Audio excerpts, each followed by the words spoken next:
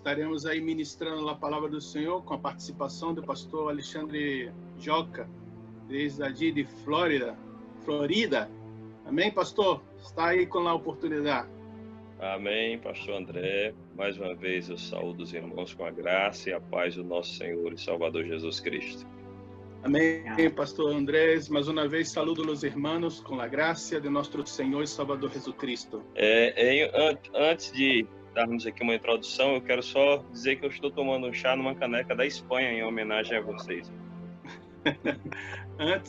Antes de começar, eu quero somente dizer para os irmãos que estou tomando um té em taça de Espanha. É uma alegria estar com vocês nesse momento de comunhão e fazer parte deste momento com a igreja da cidade de Valdemoro, a cidade da resistência. É um honor muito grande estar agora participando com vocês em la cidade de Valdemoro, la cidade da resistência. Eu gostaria de trazer uma palavra na carta de Paulo em 1 Coríntios, capítulo 1, 2 Coríntios, capítulo 1, versículo 3 ao 8.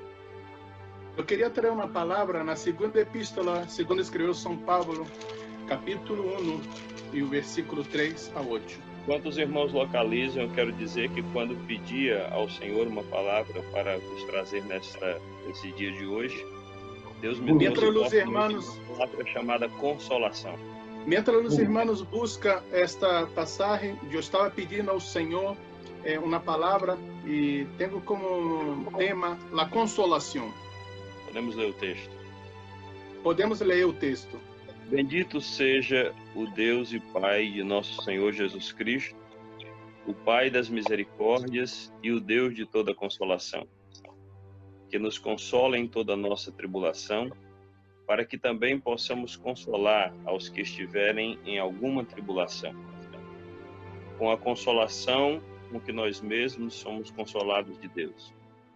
Porque como as aflições de Cristo são abundantes em nós, assim também a nossa consolação sobeja por meio de Cristo.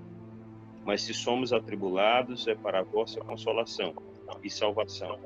Ou se somos consolados, para a vossa consolação é, a qual se opera suportando com paciência as mesmas aflições que nós também padecemos. E a nossa esperança acerca de vós é firme, sabendo que, como sois participantes das aflições, assim o sereis também da consolação. Porque não queremos, irmãos, que ignoreis a tribulação que nos sobreveio na Ásia, pois que fomos sobremaneira agravados, mais do que podíamos suportar, de modo tal que até da vida desesperamos. Amém? Amém. Como eu estava dizendo, a palavra consolação, ela tem um efeito, uma tradução, ou palavras sinônimas de conforto, alívio, lenitivo e encorajamento. Como estava dizendo, a palavra consolação tem uma tradução de conforto, alívio e encorajamento.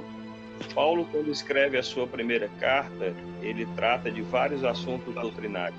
Pablo, ele escreveu sua primeira carta, epístola, ele trata de muitos assuntos doutrinários. E as suas palavras são muito fortes, corrigindo a imoralidade sexual que havia na igreja por conta da influência da cultura grega. Sua correção era muito forte na igreja, no término de la sexualidade, por causa da influência da cultura grega. Segundo os historiadores, Paulo escreveu uma terceira carta que não chegou até nós. Segundo os historiadores, Paulo também escreveu uma terceira carta, uma terceira epístola que não ha chegado até nós outros. Essa carta é conhecida como a carta severa, mais severa ainda do que a primeira. Esta carta é conhecida como uma carta mais severa, mais dura, mais aún do que a primeira. E essa carta severa, embora Paulo estando correto na sua forma de agir, Paulo sente que entristeceu o coração de muitos irmãos. Esta carta, sendo dura, severa, entristeceu o coração de los irmãos segundo a percepção de Pablo. E Paulo escreve essa carta que chega nas nossas mãos, essa segunda carta que lemos. Pablo escreveu a segunda carta que estamos lendo hoje. E nessa segunda carta, nós vamos ler alguns outros textos da própria segunda carta.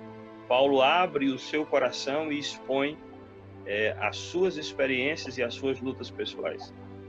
Essa segunda carta, conforme outros versículos que estaremos lendo, Pablo abre seu coração e expõe suas intenções e conceitos espirituais. Mas o nosso propósito nesse dia não é estudar profundamente as cartas.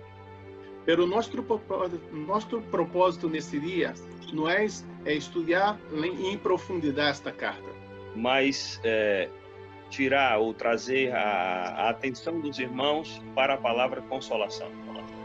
É extrair e trazer a atenção dos irmãos para a palavra consolação. E dentro dessa atenção à palavra consolação, contextualizar para a nossa vida e para o momento que estamos vivendo. E dentro desta palavra consolação, fazer uma aplicação para atrair para a nossa vida neste momento que estamos vivendo. Nesse início dessa carta, principalmente nesse texto que lemos, na ação de graça de Paulo, neste começo desta carta, nesse texto que lemos, em Ações de Graças de Paulo, ele vai falar de forma muito profunda acerca do propósito dos sofrimentos e a eficácia da consolação. Ele vai falar de uma forma profunda do sofrimento, das aflições do sofrimento e da consolação. Nós sabemos que o tema, o sofrimento dos justos, é algo muito pesquisado por nós e vivenciado nas nossas experiências pessoais. Nós outros sabemos que as aflições do justo é algo pesquisado por nós outros e vivenciado em nossa vida. No ano de 2003, eu passei uma experiência pessoal, juntamente com a minha família. Foi um ano de muito sofrimento pessoal. No ano de 2003, eu passei por uma experiência personal, eu e minha família, de muito sofrimento pessoal. E embora eu já conhecesse esse texto por ler a Bíblia por vários anos, naquele ano esse texto se revelou de algo, ele cresceu aos meus olhos e ele foi muito pessoal para mim. Embora eu conhecia já esse texto, pero neste ano este texto converteu em vida e cresceu e foi uma coisa muito personal para mim. E a partir daquele momento, Deus começou a me usar, a ministrar a outras pessoas que estavam sofrendo. E desde então, Deus começou a me utilizar para consolar outras pessoas também que estavam passando por sofrimento.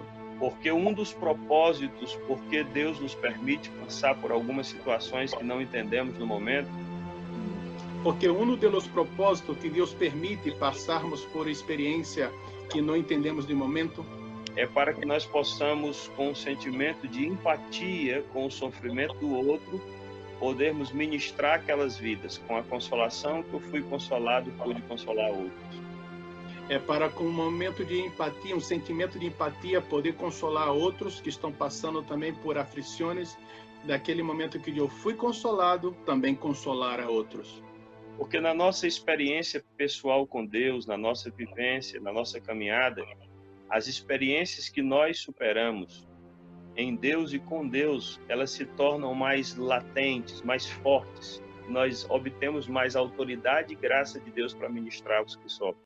Porque a experiência que passamos personal de sofrimento, ela se converte em experiência personal e vai se fortalecendo e ela se torna cada vez mais forte e latente aquele que passa pelo sofrimento. O versículo de número 8. O versículo de número 8. Paulo revela uma verdade da sua vida pessoal, ele expõe para os irmãos. Pablo revela uma coisa personal de sua vida e transmite aos irmãos. Ele vai falar de uma luta interna, de uma luta espiritual interna. Ele vai falar de uma luta espiritual interna. Que pode ter sido causado por perseguição na cidade de Éfeso. Que pode ter ocorrido por perseguição na cidade de Éfeso. pode ter ocorrido pela sua própria luta espiritual, como já falamos, internamente. Pode ter ocorrido também por sua luta personal, conforme já falamos anteriormente. Mas o que interessa não é o que causou, é o sentimento que ele tem quando ele expõe nesse versículo. O que não importa para nós outra hora não é a causa, mas sim o resultado que está transmitindo esse sofrimento. Quando ele diz assim, pois que fomos sobrecarregados, agravados de maneira que não podíamos suportar, de tal modo que até da vida desesperamos. Quando ele diz assim, pois fuimos abrumados sobremaneira, mas allá de nossas forças, de tal modo que aún perdimos a esperança de conservar a vida. Não está aqui, está totalmente afastado nesse versículo a possibilidade de Paulo pensar em suicídio. Não era isso. Não está aqui nesse texto, está apartado muito lejos de sentimento ou desejo de suicídio do apóstolo Paulo. Não é isso que ele está revelando. O que ele está revelando é que chegou ao ponto de ele dizer, Senhor, é melhor que eu morra, me leva. Já chegou o meu tempo aqui. O que ele está falando, o que está revelado aqui, é que ele reconheceu o seguinte, Senhor, já basta, já pode me levar, eu quero estar contigo. Agora eu quero fazer uma pergunta aos irmãos que ninguém precisa se pronunciar, ninguém precisa dizer eu já passei por isso. Vou fazer a pergunta. Agora eu quero fazer uma pergunta para os irmãos, que os irmãos não necessitam se mojar e nem falar, não, já passei por isso. Quem em algum momento de luta pessoal ou de sofrimento não já pensou assim, Senhor, é melhor que eu partisse? Quem em algum momento personal já pensou em uma prova dizendo assim, Senhor, é melhor me levar? Mas aqui está revelado nesse texto que Paulo vai dizer, quando eu chegava a esse ponto, ou quando eu cheguei a esse ponto. Pero aqui, nesse texto, vai revelar que quando Paulo chegou a esse ponto, aí ele deixa nos entender nos versículos anteriores que a ação da consolação do Espírito Santo veio de forma sobrenatural sobre a sua vida. Ele deixa nos entender nos versículos anteriores que a ação sobrenatural da consolação do Espírito Santo ha atuado sobremaneiramente em sua vida. Amém. Quando nós caminhamos na carta e vamos para o capítulo 4 e o versículo 7, quando caminhamos na carta e vamos ao capítulo 4 e o verso de número 7, nós vamos entender o porquê, um dos propósitos de Deus permitir essa tribulação a ponto de quase não se suportar. Vamos entender o propósito de Deus permitir essa tribulação ao ponto de quase não suportar o apóstolo Paulo. Quando nós lemos no capítulo 4, versículo 7. Quando leemos no capítulo 4 de 2 Coríntios, no versículo 7. Temos, porém, este tesouro em vaso de barro, para que a excelência do poder seja de Deus e não de nós. Pero tenemos este tesouro em vasos de barro para que a excelência do poder seja de Deus e não de nós outros. Essa tribulação, ao ponto de que humanamente eu achava que não ia suportar, essa tribulação ao ponto que humanamente pensava que não ia suportar, ela gera em mim dependência total de Deus, o esvaziamento do meu ego, ou o controle do meu ego totalmente pregado na cruz e a minha dependência de Deus. Ela genera em mim uma total dependência de Deus, um esvaziar-se de mim eu e crucificar o meu eu na cruz do Calvário. Seguindo no versículo 8. Seguimos o versículo 8. Agora nós contextualizamos cada um de nós para nós mesmos como se estivesse lá colocando o nosso nome no início do versículo. Vamos contextualizar para cada um de nós outros e pôr nosso nome em cada ao começar deste versículo. Em tudo somos atribulados, mas não angustiados, perplexos, mas não desanimados, perseguidos, mas não desamparados, abatidos, mas não destruídos.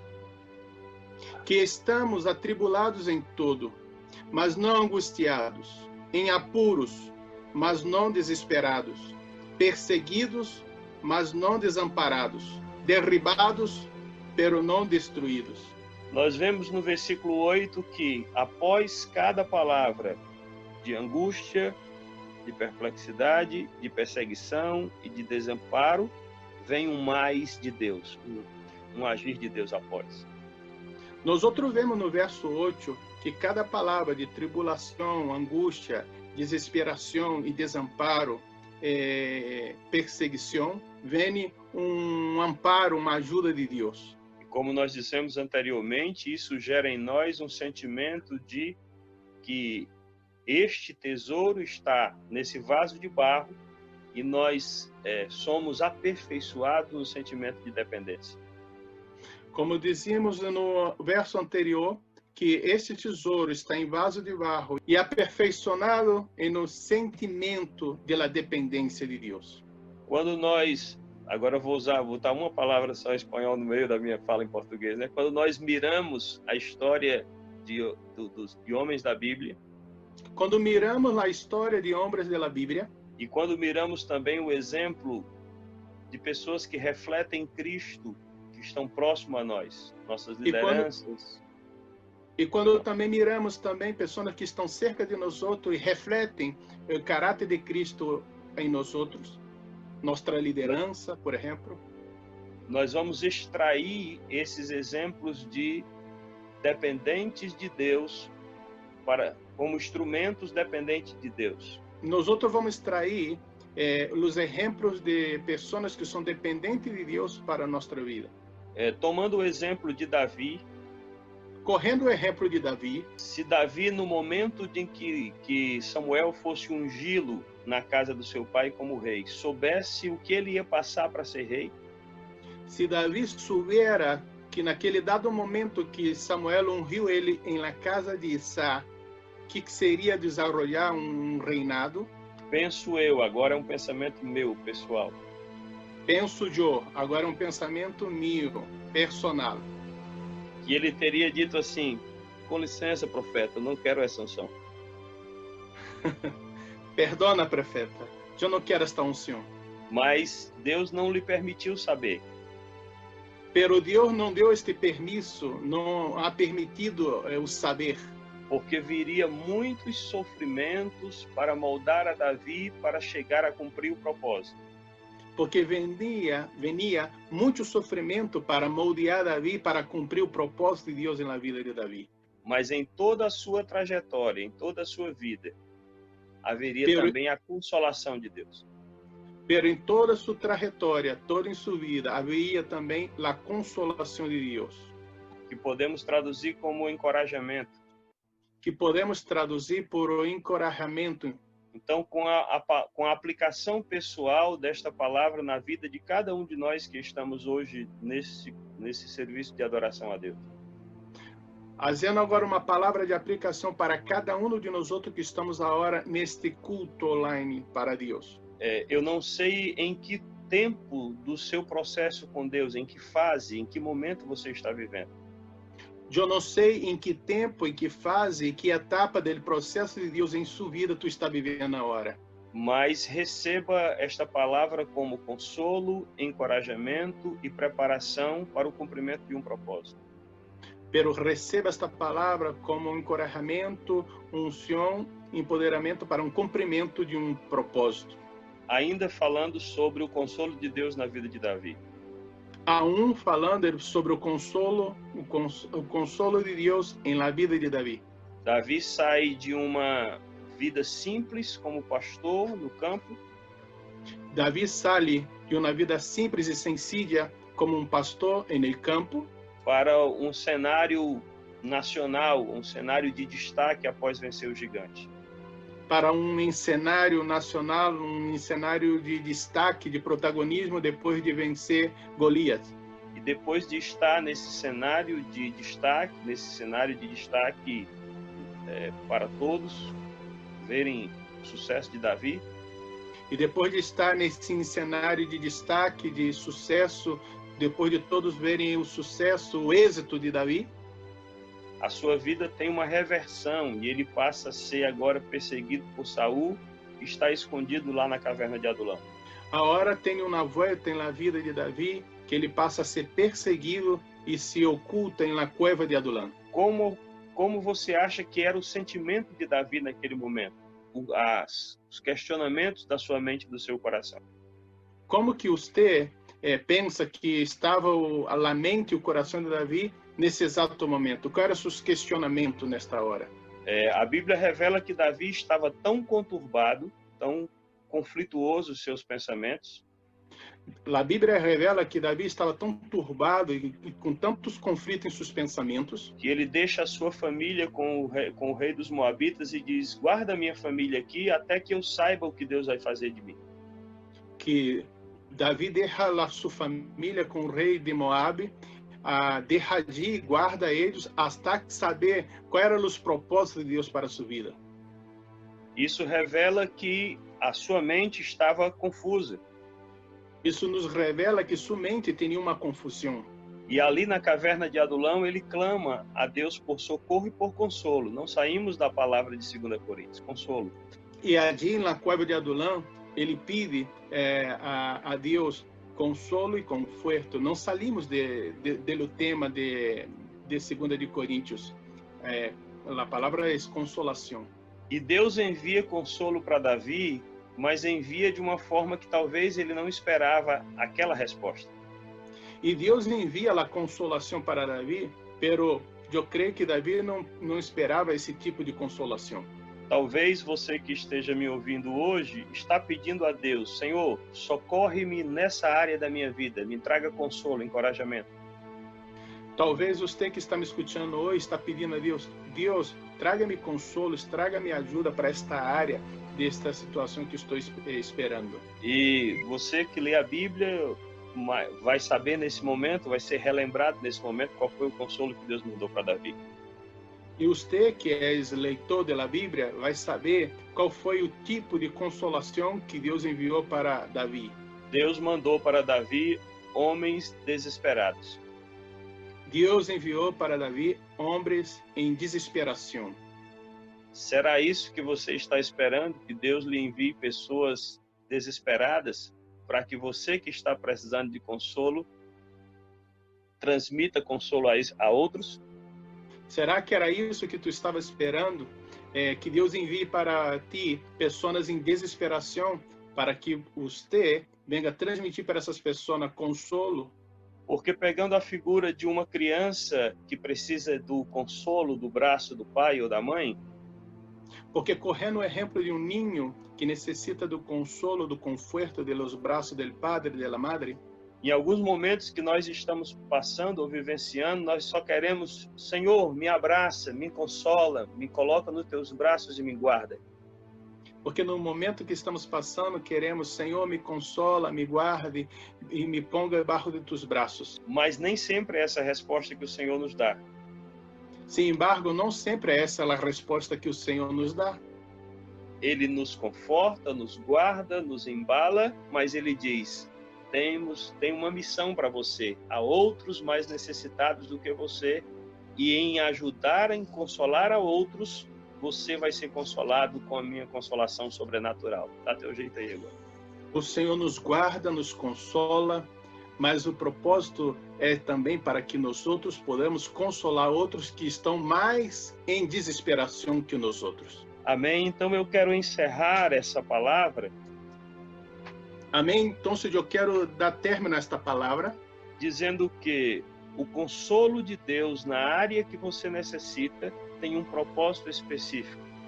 Não é, agora para o senhor traduzir isso, não para lhe deixar um filho mimado lá do Brasil, mimado, entendeu? É mimo também aqui. Pronto. Não te deixar um filho mimado, um filhinho que, Senhor, Senhor, tudo está chorando lá nos pés do papai. Não, mas para te deixar um filho forte, uma filha forte, em dizer: Senhor, eu, por ser grato por esse consolo, eu quero consolar a outros, levar a Cristo, abraçar, compartilhar do que eu tenho e sair mais forte deste momento de tribulação que passamos. O pastor está falando o seguinte, que Deus, ele não vai permitir que tu seja tratado como filho de la abuela, de la yaya. Tu necessita passar pela experiência e crescer com as aflições, com as angústias e poder consolar outros que também passará por malas tribulações. Uma vez que tu passa por la tribulação, Deus está te treinando e te capacitando para consolar a outros. Amém? Amém. Não sei se era isso que os irmãos esperavam, uma palavra forte, em vez de, oh Senhor, e o Senhor estar em mim, lhe impulsionando a continuar. Siga, pastor. Amém? Então, sim, siga aí que eles estão te entendendo. Amém?